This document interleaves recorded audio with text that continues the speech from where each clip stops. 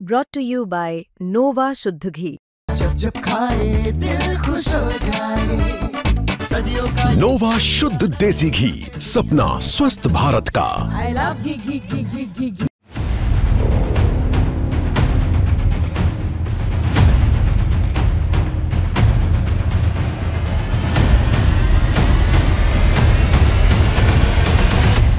एक बार फिर अमेरिका ने इन तस्वीरों को जारी करके सनसनी मचा दी है।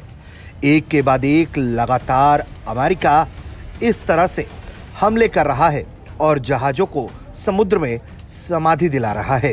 ये तस्वीरें सामने आई हैं प्रशांत महासागर से, जहां अमेरिकी सेना ने पूर्वी प्रशांत महासागर में 2 जहाजों पर हमला किया है और उन्हें डुबो दिया।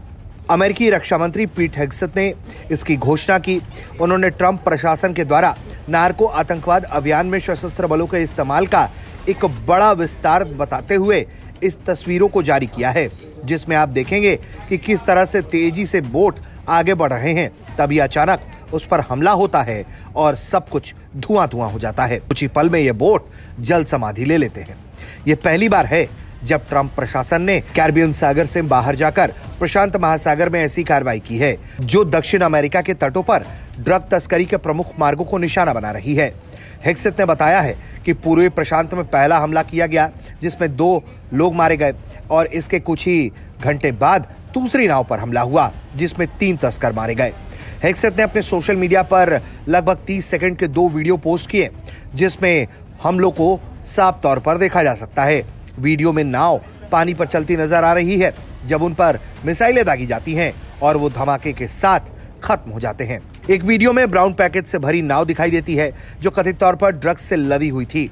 हेग्सेथ ने कहा है कि ये नार्को आतंकवादी हमारे तटों पर जहर पहुंचाने की कोशिश कर रहे थे। अलकायदा की तरह ये कार्टेल हमारे सीमाओं और लोगों पर युद्ध छेड़ रहे हैं। कोई शरण या क्षमा नहीं मिलेगी, सिर्फ न्याय होगा। उन्होंने दावा किया है कि खुफिया जानकारी की पुष्टि हुई कि ये नाव ड्रग तस्करी मार्ग पर थे और नशीले पदार्थों से लदी हुई थी। हालांकि प्रशासन ने ड्रग्स की मात्रा या ठोस सबूतों का खुलासा नहीं किया है। ये अभियान सितंबर से कैरिबियन में 7 हमलों के बाद अब प्रशांत महासागर में फैल गया है, जहां कोलंबिया के तट के पास ये कार्रवाई हुई। कैरिबियन में अब तक कम से कम 32 लोग मारे गए हैं, जिसमें वेनेजुएला से जुड़े ट्रेन डे आरागुआ जैसे कार्टेल के सदस्य शामिल हैं। ट्रंप ने इन्हें विदेशी आतंकवादी संगठन घोषित कर सशस्त्र संघर्ष का नाम दिया है, जो कानूनी विवादों को जन्म दे रहा है। प्रशासन का कहना है कि यह हमले अंतर्राष्ट्रीय जल में किए गए, जहां अमेरिकी नौसेना के विध्वंसक और F-35 जैसे जेट्स मौजूद हैं।